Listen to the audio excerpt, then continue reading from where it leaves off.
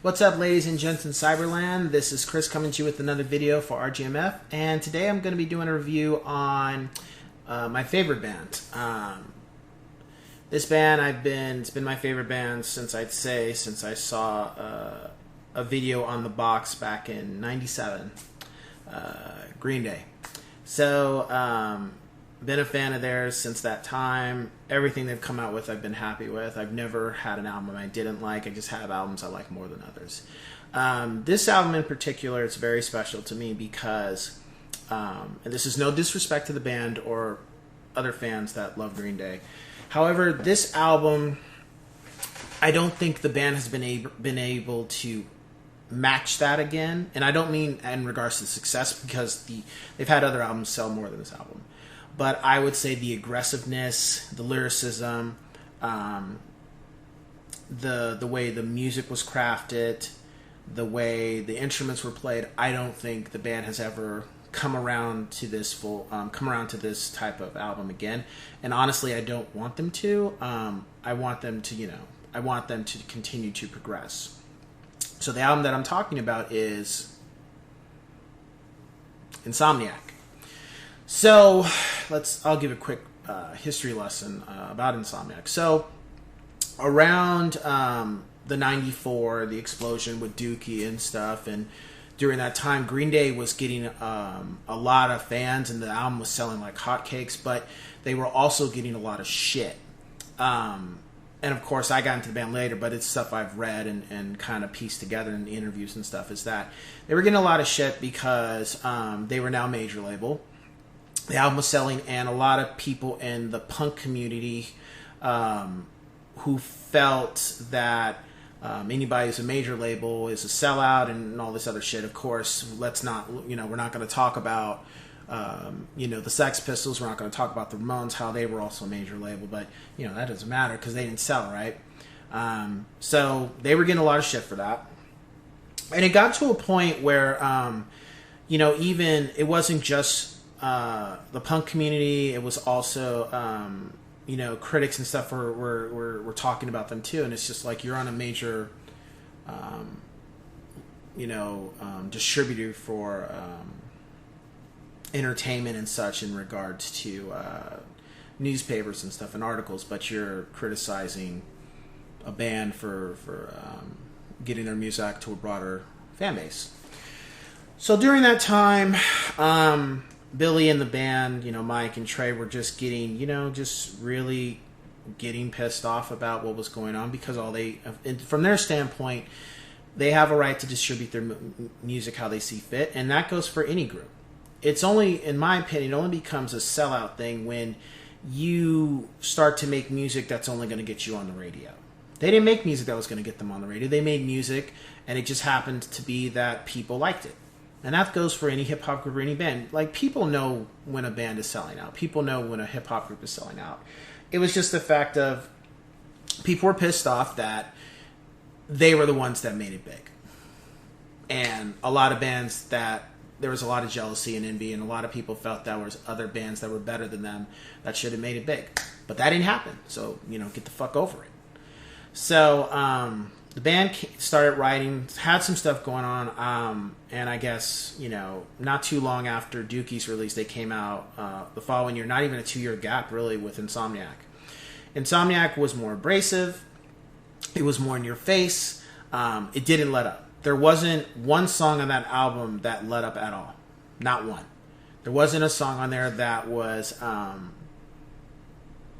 guess you could say, kind of laid back kind of thing. Every single song on that album was fast paced, or lyrical content was dark. There wasn't, outside of, I would say, Westbound Sign, because that was Billy talking about his wife moving from, I believe, Minnesota to California. And that song wasn't dark, but I guess you could say that's probably that's the one song that lets up, because Armatage, Shanks, Brat, Stuck With Me, Geek Stink Breath, No Pride, Bob's Oliver, Who, 86, Stewart in the Avenue, Brain Stew, Jaded, Tightwad Hill, and Walking Contradiction. Not one of those songs was, I would say, and in comparison to a Longview or a Basket Case or Coming Clean or When I Come Around, there wasn't those songs were just not, that just was not on this album, and there was I'll talk about that later. For Nimrod, there's a song that has to do with about Insomniac and the backlash that some people got. The album didn't sell as much as Dookie either, and I think people will say, well, the times were changing, people's taste was changing. I think the album didn't sell as much as Dookie. It could have sold more because it didn't get as much touring, of course, because the band was fatigued and they just decided to cancel the Insomniac tour. I think if the boys had done a full tour of Insomniac like Dookie, I don't think it would have sold the full amount as Dookie, but I think it would have sold maybe half of it, or at least 3/4 of it, because it's not a bad album. Some people called it Dookie 2. To this day, I don't feel anything on that album. Maybe Armatage Shanks is very similar in lyricism a little bit to Basket Case. But outside of that, I don't see any song on there that remotely feels like a song that could be part of Dookie at all. It's just not one of those albums. And, and the band does talk about it from time to time. I wish, and this is just one of my things, but I really wish the band would play Westbound Side live.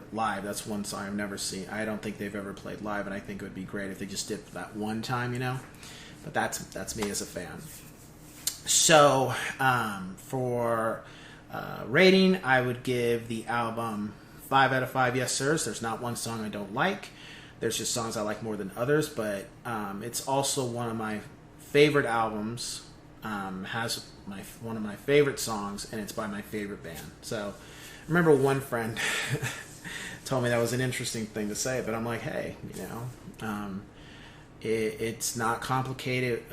There's nothing on there that's just, and I could relate to like almost every single song. I mean, when I got it as a Christmas present, and I could just relate to everything on there. Like every single song, it just had something for me. Even if the song was about drugs, it's not that I've been involved in drugs, but I could relate to what they were talking about. Because I do know,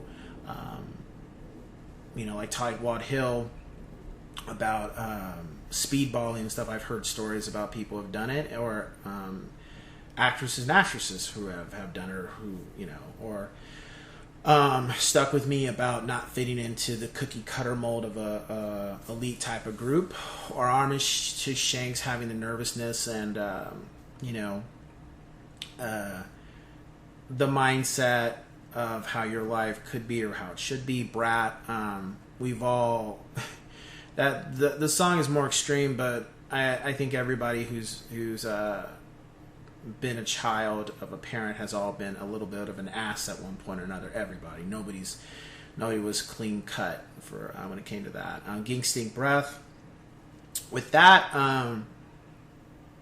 I would just say it's just relating because knowing somebody or seeing somebody who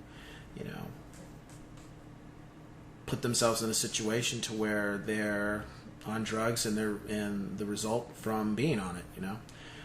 86. That song in particular is mainly about the band being kicked out of Gilman because they went major label. It's not anything but that. And then Stewart in the Avenue, pretty much the bad relationship. So there's not. I wouldn't say it's not a happy album because it's not, but I would just say if you want the aggressive side of the band, like you don't want it ever to be you don't ever want to hear a soft ballad. If you don't ever, you just want an album from them. You just want to hear an album from them where it's just from start to finish. It just goes full-fledged speed and just very aggressive, very hard hitting drums, fast-paced bass, and scratching and screeching and wailing guitar. That's out of their whole catalog. To me, to this day, that'll be the album I think you're going to get. And then, some people love Insomniac. Some fans, it's not one of their top 5. Some fans, it's not even their top 1. It's probably, or it's in their top 5. It's one of those albums where it gets a mixed baggage, because some people wanted Dookie Part 2. Some people wanted them to not be so abrasive and so aggressive. And then some people, they wanted, or I don't say they want, it's just you have a lot later fans. It's just like they just know American Idiot moving forward. Or they'll know Dookie, skip Insomniac and Nimrod and Warning, go straight to American Idiot and forward. And then you have some fans who just like Dookie, and that's it. So with regards to my top tracks, I'm going to say Brain Stew, of course, is my top track, followed by Stuck With Me, followed by Westbound Sign, followed by Armatage Shanks, and then followed by 86.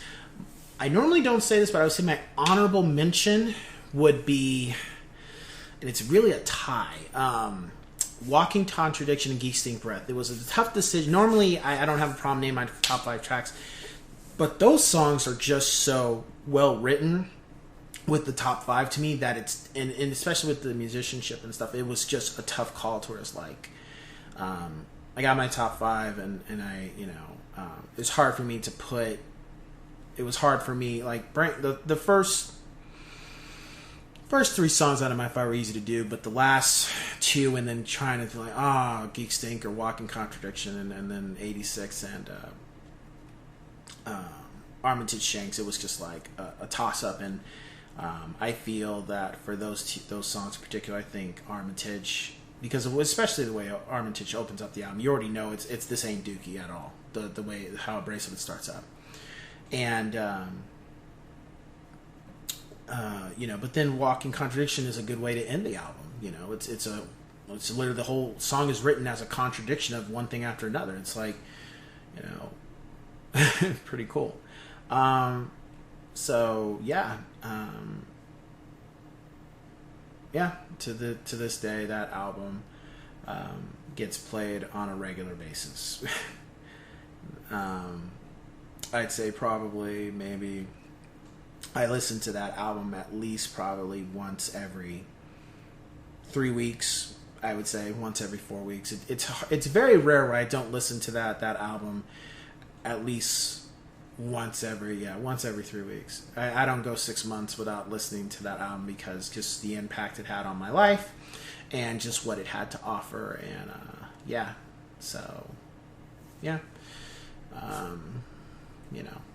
is what it is. So with that being said,